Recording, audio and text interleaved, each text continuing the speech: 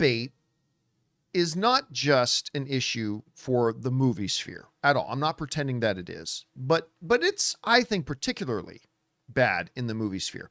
Now, clickbait, like any virus, it mutates, it evolves. We get different strains of the virus. You know what I mean?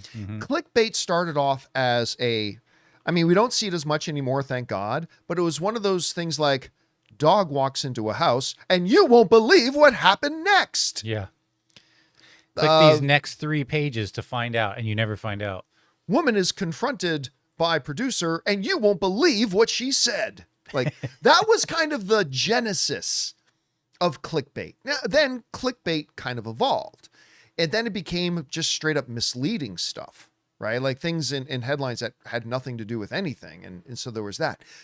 But there's a new strain of clickbait going around that I'm sure has been around longer than I've been really noticing it, but I've really seen it become bad in the last 2 or 3 months. And that strain is not telling you what the story is.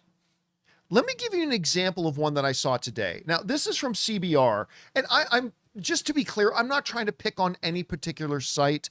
Okay, I'm not. This is not just a CBR problem. This is one that's going around a lot. But here's an example that was in my newsfeed today. HBO Max's 6-part crime drama is an instant global streaming hit. What 6-part crime drama? What show are you talking about? And that has become a big thing. You know, it used to be, like, say you were the Hollywood Reporter or Variety or Deadline, right? You grow your audience by creating quality content, writing great articles, being really informative. And their headlines was, hey, you know, Harrison Ford joins the cast of House of the Dragon season 4. Yeah. By the way, I just made that up. Don't. No, but you're not far off. So today you posted that picture on Instagram.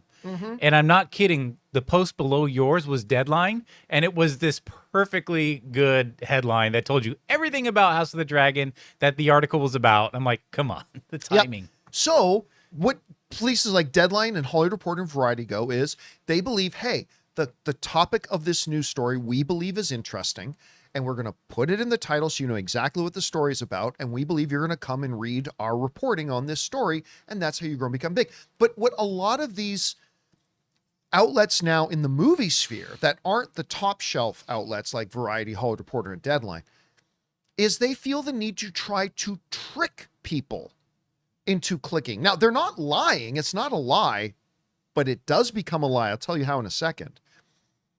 Because bring this one up again.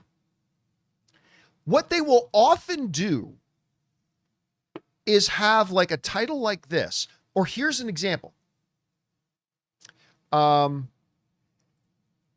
HBO's hit series, fans concerned over news of major character's death.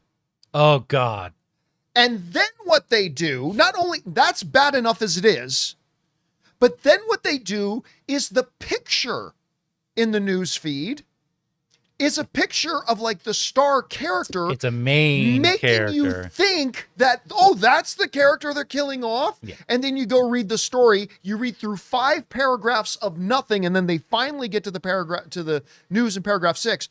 Oh, and it's this character who's been on for 2 seasons. It's not the person who's in the story. No, and they were like the assistant to the deputy mayor in that shot. Yeah. I mean, so that's right. Now, just so you know that I'm not, hallucinating here. Let me go to my news feed here. This is today's news feed. Oh, yeah. This is my news feed today. All right. Shout out Feedly. This is Screen Rant. Uh-huh. All right. Again, I'm not trying to pick on any particular site. And I haven't read this. This is right now. This is today's news feed. I'm going to see if there are any of those clickbaity things where they don't actually tell you what the story is. We'll do it live. Look at this. Number 1, the very top one from season 4 officially debunks a popular Randall theory. They don't tell you what theory. They don't tell you what has been debunked. They just say a popular theory's been debunked. Oh, okay. Let's go down a top 10. That's nothing new. Okay, Quentin. Okay, this isn't as bad. Quentin Tarantino's $426 million Western crime thriller is officially getting a sequel. They don't tell you what movie. They don't tell you if it's one that he wrote, directed, produced, had breakfast about. Guarantee you it's not a Tarantino movie. Yeah. Russell Crowe's $359 million historical epic is about to leave streaming. Which movie? We're not going to tell you. You've got to click for us to tell you. You lose. Let's see if there's any more. Here, Stranger Things finally ignores the show's worst subplot. What are you talking about? What are you talking about? Oh, we're not going to tell you. Again, I just clicked on Stream Rant and opened up the feed. Oh God, I hate this. Now, Ignores the worst. It's like nothing. Now, I say this more, this is less me as a movie fan as I am a movie sphere on the internet fan, right? Like I read, like you see here, like I read a lot of outlets, right? I follow all these outlets. I go through all their news feeds every day, all that kind of stuff, trying to see what's going on. And this new trend has just been infuriating to me. Absolutely infuriating. Hey, listen, if you're good, if your outlet is good and you believe in your product, just put the damn topic in the title. Let's put the top. What is this about? Just say it and believe that your content is good enough that when people come to read it, they're going to like it and stay and whatever. This new thing about just trying to lure people or trick people into clicking. I know for sure this is not just a movie sphere issue. I know this goes beyond just the movie sphere.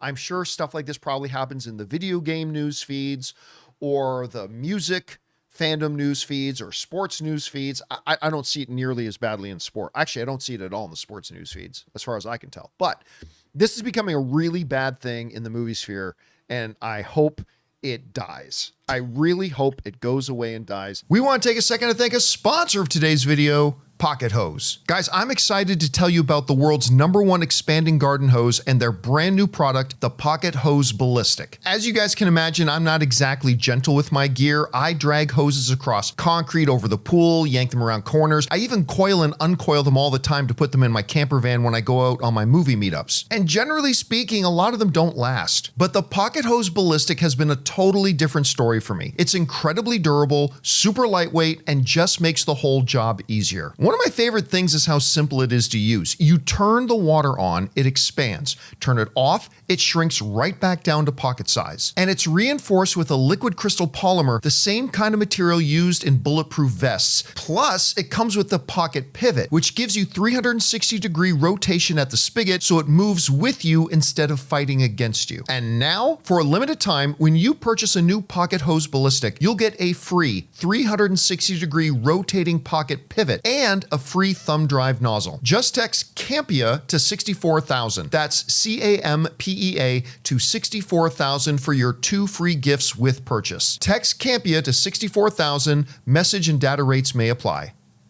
Anyway, guys, question is for you.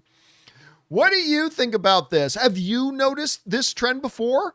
Maybe you've seen it around longer. Maybe you've never noticed it at all. Anyway, whatever you guys think about it, jump down into the comments section below and let me know your thoughts. Hey guys, thanks so much for watching this video. Make sure you like the video, leave a comment, and subscribe to our channel. And don't forget, we have a daily podcast called the John Campea Show podcast, available on Apple Podcasts, Spotify, or your favorite podcasting app of choice. Go and subscribe to it today so it'll be there when you need it.